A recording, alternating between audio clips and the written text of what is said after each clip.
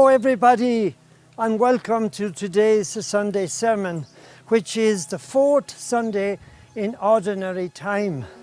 You're most welcome to this program. Today we see that the people of Jesus' time were waiting for the Messiah. They were waiting for him, and when he came to his own village especially, which is today's gospel, he speaks about what Isaiah had predicted. I've come that the prisoners may be free, that the blind may see, the lame walk, and that the day of the Lord be announced. And the people were very impressed. And they said, this man speaks with authority in their synagogue. But then Jesus, knowing, and maybe the ploy of the writer as well, of the gospel, is showing what is going to happen to Jesus. A bit of an insight.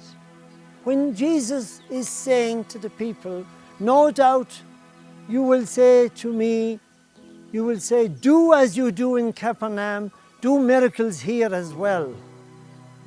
And I tell you solemnly, he says, that woman who was fed and gave food to the holy man, and her ladder wasn't emptied. Even though she had very little remaining, she still had enough for many days after. And she was a Gentile. And then there was a soldier coming from another country into Israel and bathing in the waters in Israel and being cured of leprosy. So he quotes these. So the people of Jesus' village are furious. Why are they furious? Well, they're furious because he's praising Gentiles. And this made them feel very uncomfortable. They said, this is a new message. And in fact, they're so furious, they want to kill him. They intend to kill him, to throw him down a cliff so that he could die there and then. His own villagers, people who lived in his own town and his own village, who he grew up with. So here is an incredible dramatic event happening for Jesus at the beginning of his ministry. The Israel people, the Jewish people of the time, had great prejudice. They believed that the only people to be saved was the Jewish nation, Israel people of Israel.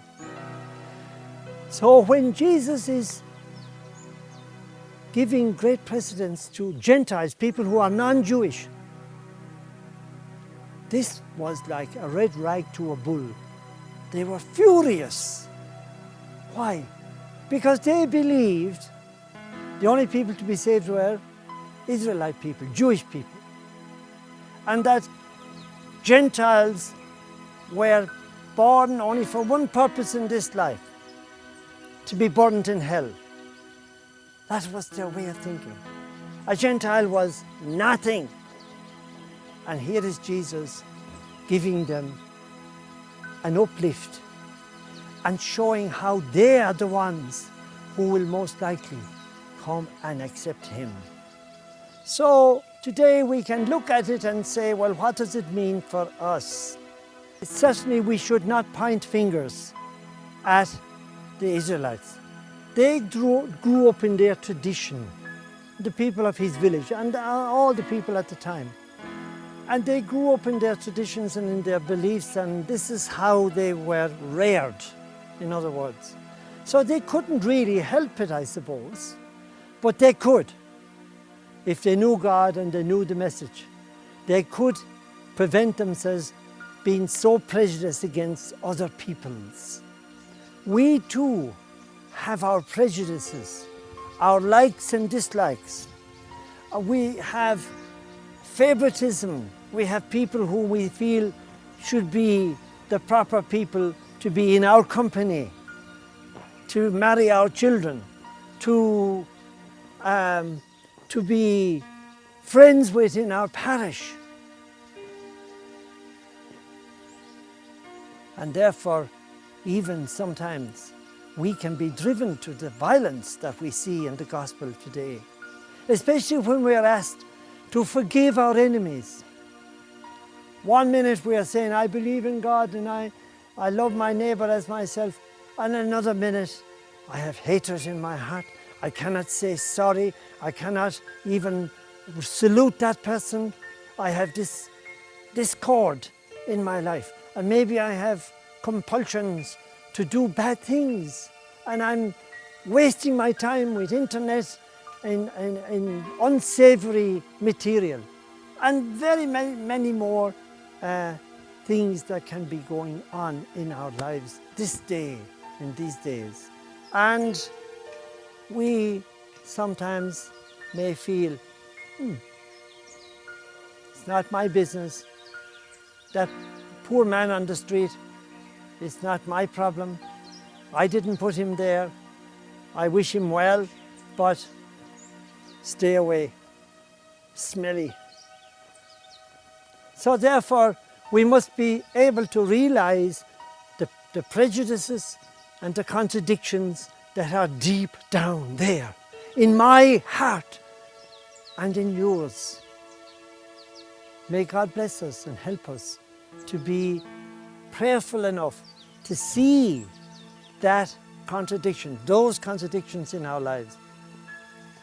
But remember, we are forgiven. God forgives. The big sin is not to be aware. Oh, I'm perfect, I don't sin, I don't commit adultery, I don't kill anybody, I don't steal. What have I to be sorry about? Can you love your neighbour, or the poor person on the street, or the refugee, as you love yourself? Can you love God with all your heart and with all your mind and with all your everything? My friends, and I'm saying it to myself, we fall very short of the mark. I can go to bed every night and sleep sound, knowing that my brother and sister are poor, are on the streets, no place to live, no place to get the next meal. And how many percentage of the whole population of the world are living in subsistence conditions? And yet I can sleep soundly, and we all can. But God forgives me, forgives you, provided we see this contradiction that is in there in our hearts. So we should be praying that we be able to see these contradictions, this sin deep in our hearts. The last comment I would like to leave you and myself with today is, if the gospel is read right, any gospel, I'm saying the whole gospel, not just today's gospel, but the gospel, when it's read right and accepted, should make us all feel very uncomfortable, because we may not be, and we are not, living up to the ideals of the gospel. Love God with all your heart. Love your neighbour as yourself. May God bless you. Have a lovely day and a lovely week ahead.